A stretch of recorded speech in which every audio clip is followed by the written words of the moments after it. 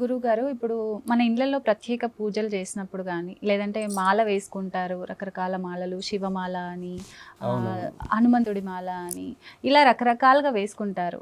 ఉమ్. అంటే వాళ్ళకు నమ్మకాన్ని బట్టి వాళ్ళు వేసుకుంటారు. కానీ వీటన్నిటిలో ఏది గొప్పది అంటే ఏం చెప్తారు మీరు? మాల వేసుకోవడం ఉమ్, వారి యొక్క బాధ, వాళ్ళ యొక్క గోసను మర్చిపోవడానికైతే, ఉమ్, వారికి వల్ల కానప్పుడు, ఉమ్, వారితో జరగనప్పుడు, ఈ ప్రకృతిలో మనం ఇష్టమైనటువంటి ఆ, దేవతలు, మన పూర్వీకులు చూపించినటువంటి దేవతలు, ఉమ్, దుర్గమ్మ మాలలు కానీ, ఆంజనేయ స్వామి మాలలు కానీ, ఉమ్, తీవ్రమైన మానసిక ఒత్తిడి, ఎవరికి బాధ చెప్పుకోలేము, ఉమ్, ఎవరికి చెప్పుకోలేని స్థితిలో వాళ్ళకి వాళ్ళు విరహ వేదనకు లోనై పీడింపబడుతుంటారు. ఉమ్, అలాంటి వారు ఈ మాల వేసుకుంటే ఉమ్, జన్మ కదులుతుంది. మరో అంశం ఉమ్, అంటే ఇది ప్రకృతితో చేసేటువంటి స్నేహం.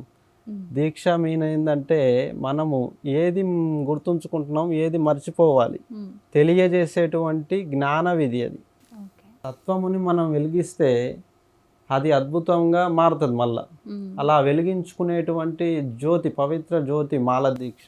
అది మొదలుపెట్టిన వాళ్ళు ఎంతో శ్రేష్టంగా ఆచరించి ఆ ధర్మాన్ని వాటిని ఆచరిస్తూ, ఉమ్, అది ఒక్కరోజు సాధ్యపడదు. అవును. ఇప్పుడు నన్ను నేను తెలుసుకోవడానికి కూడా ఒకరోజు సాధ్యపడలేదు, ఉమ్, మిమ్మల్ని మీరు తెలుసుకోవడానికి కూడా సాధ్యపడలేదు. అలా వాళ్ళు ఒక మండల కార్యము కానీ కొంతకాలము ఉమ్, దైవ యోగంలో తన్మయత్వం స్థితిలోకి వెళ్తే ఉమ్, వాళ్ళు మరలా అపార శక్తివంతులై తిరిగి వచ్చి వాళ్ళ పనులను ప్రశాంతంగా చేసుకుంటారు.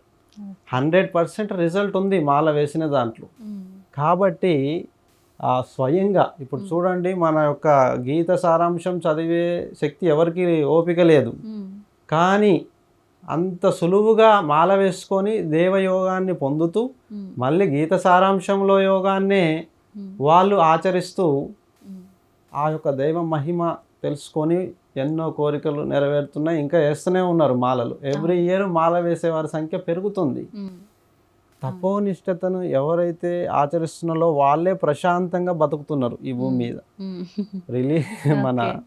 మాల వేయటం వల్ల జన్మ మరింత శక్తి సాధికత పొందుతున్న అంశంలో ఎటువంటి సంశయం లేదు. వేయాలి కూడా అందరూ.